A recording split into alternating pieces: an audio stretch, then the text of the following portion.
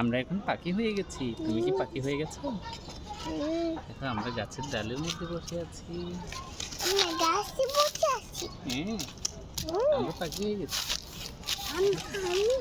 তুমি পাখি হয়ে গেছো? দাঁড়াও, তোমাকে একটা আম খাইয়ে দিই। এই নাও, একটা আম খাও। আমি একটা খাবো। আমাকে একটা খাইয়ে দাও। তুমি পাখি ইচ্ছা না? খুব মজা। আমটা তো খুব মজা লাগছে।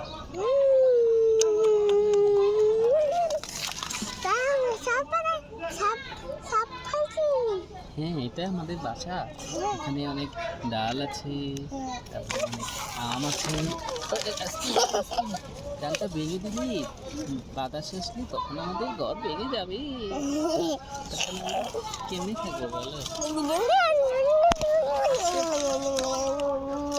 এটাই চলে।